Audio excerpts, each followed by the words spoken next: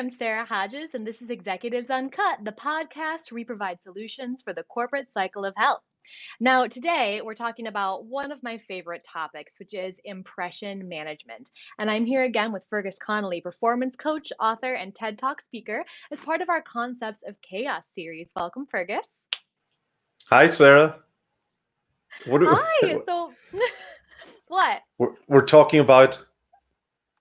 Impression management, which is actually hilarious because I just made everybody like wait for 10 minutes, not 10 minutes, okay, maybe 10 seconds while I like reapplied my lipstick so I looked good for our podcast because I have to manage the impressions of people who are watching.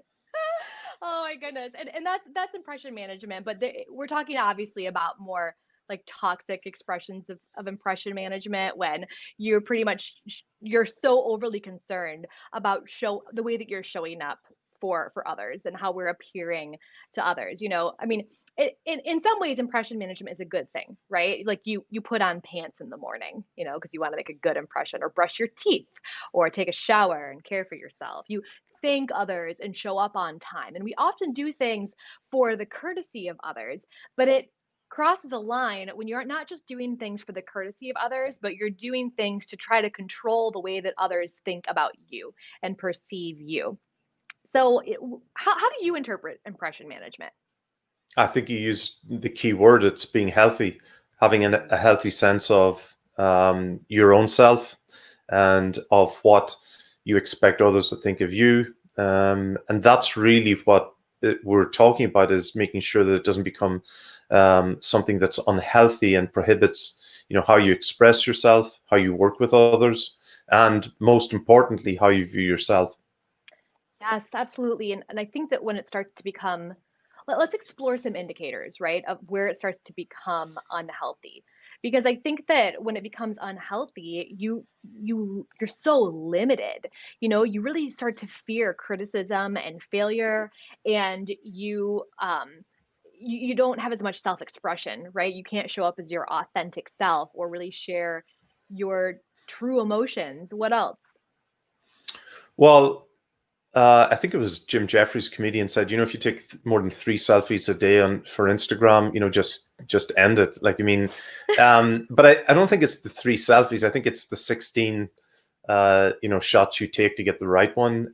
Those are obvious. I know I'm joking, but it's when it becomes obsessive and you're so worried about presenting yourself in a perfect sense, like you say, rather than understanding that there is no such thing as perfect.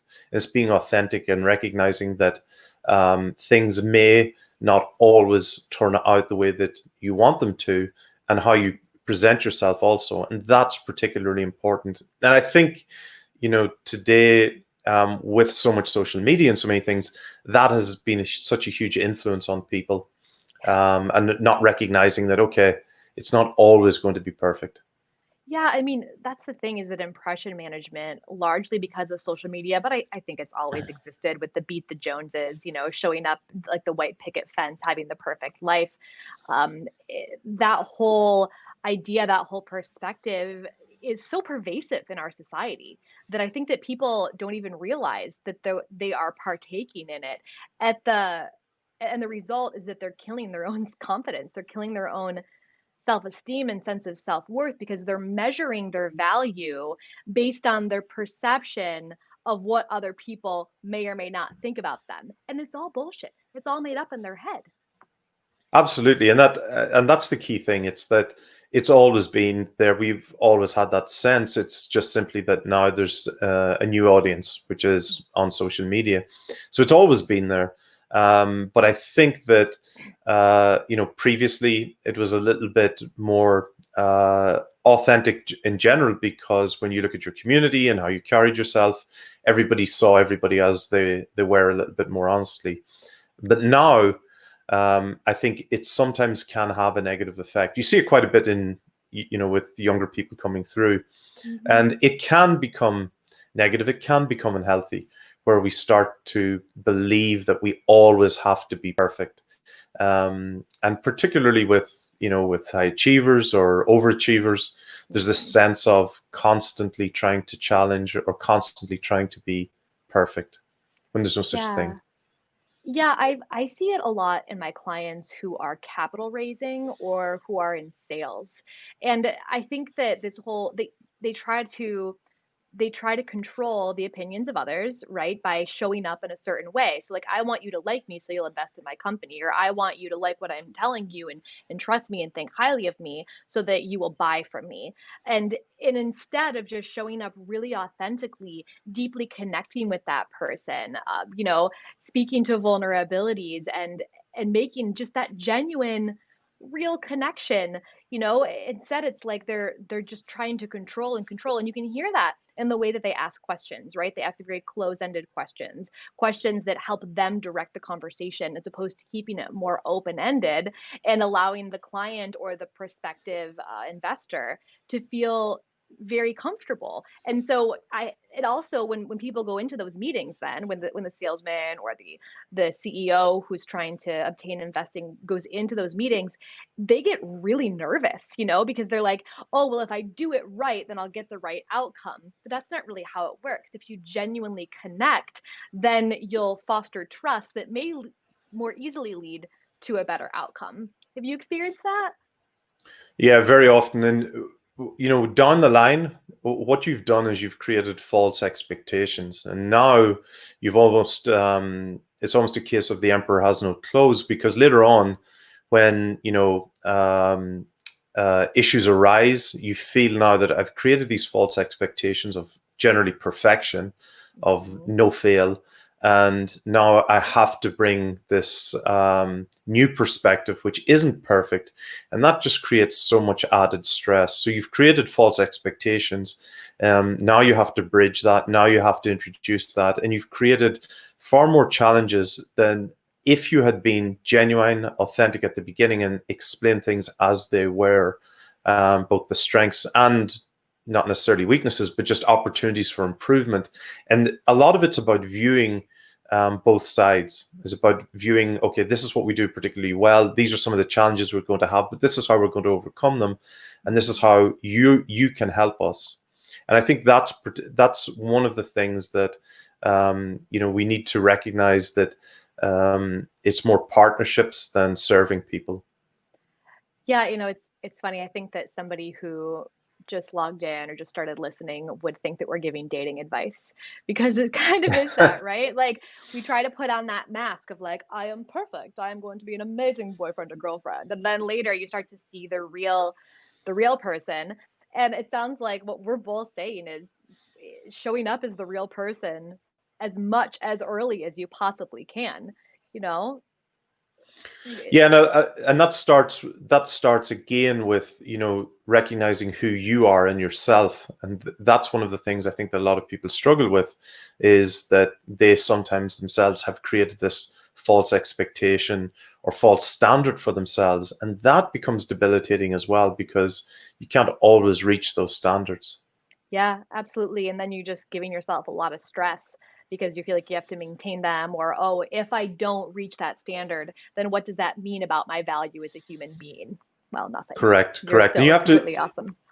Correct. And you have to know yourself, and you have to know your company, you have to know your people, and know what you can manage, so that you can continue to adapt and you can serve those people that you're working with and working for.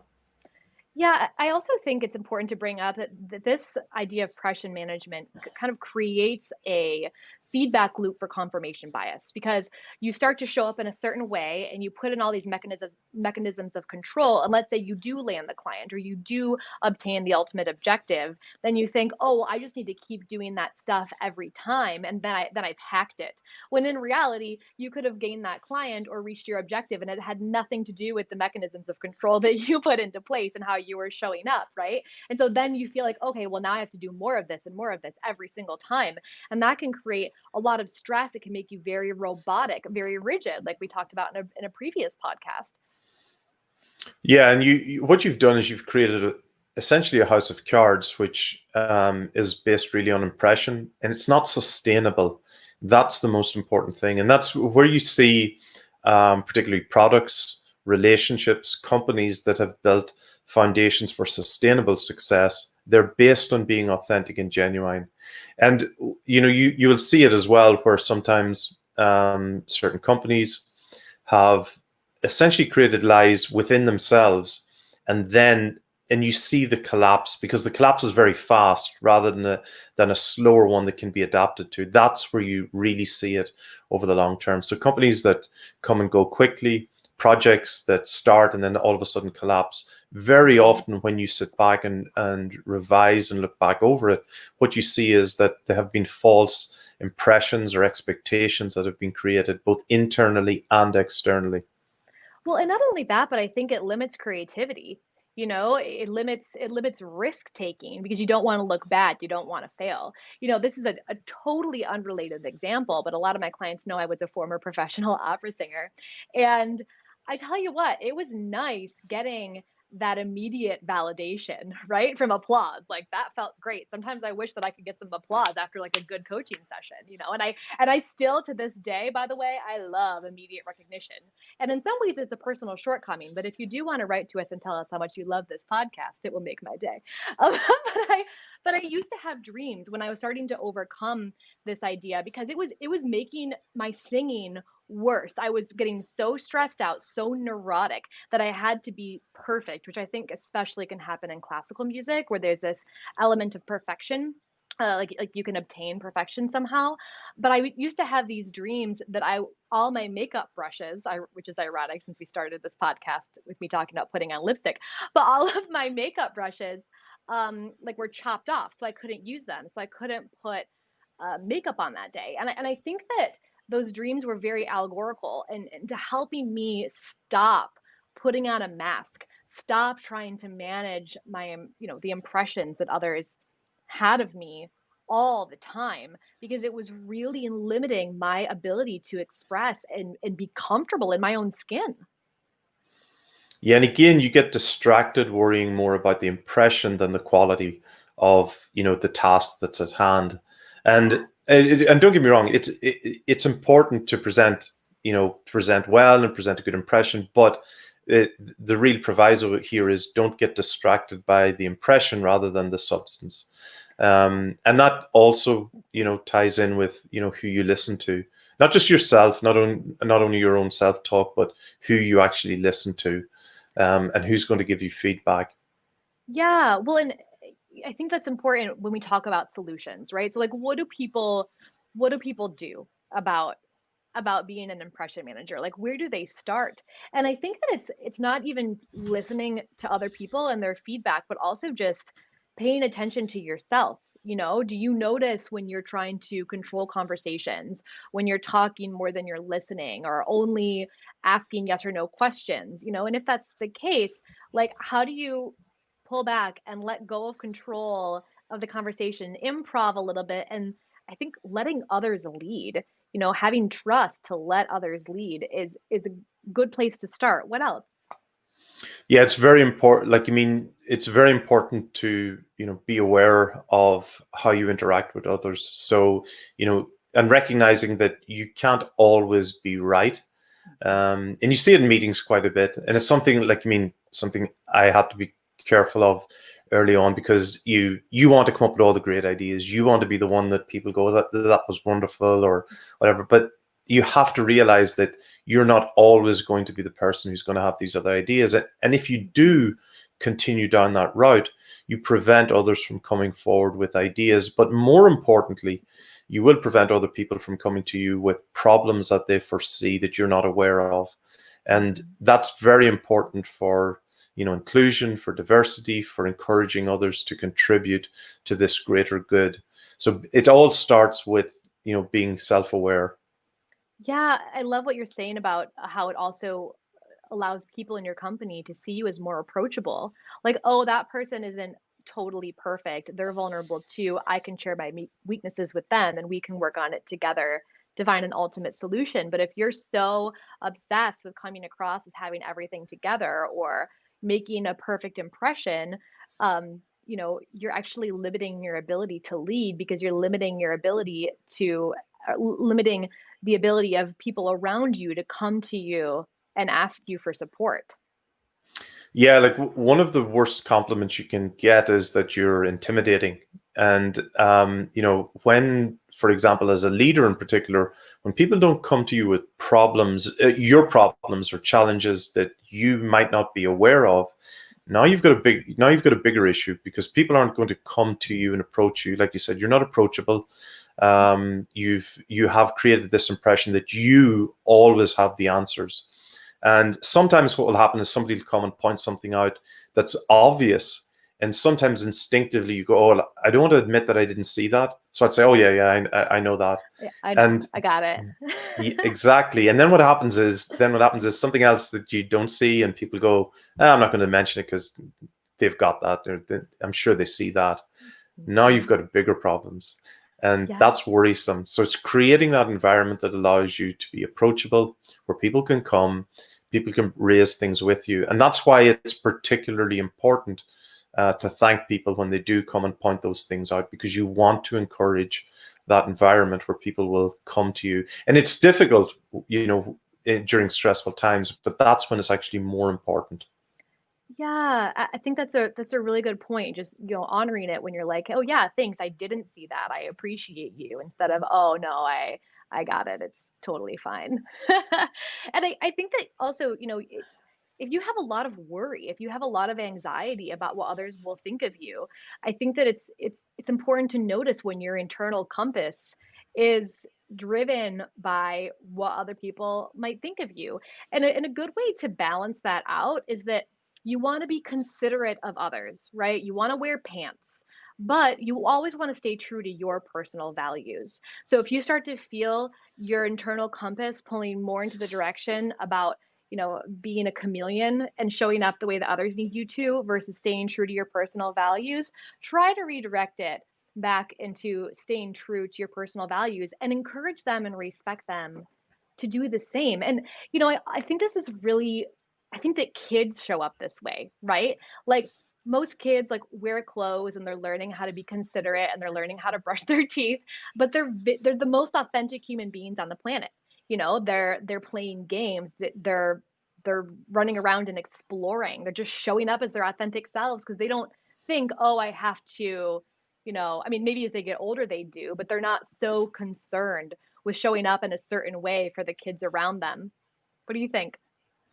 Yeah, so, when you watch kids as they're growing up, they learn so fast. But one of the reasons they learn so fast is that they're robust, they're trying things, and they're learning. And they're learning so fast because they put themselves in situations where they fail, they stumble, and they learn very quickly. But they're not worried about what others think about them as much as, for example, adults are. That's why they learn so quickly. That's why they adapt so quickly. And that's why that learning curve is so fast. Then as we get older, we're more worried about what others think about us. So we don't stumble and we don't try things and we don't fail and we don't learn and we don't grow.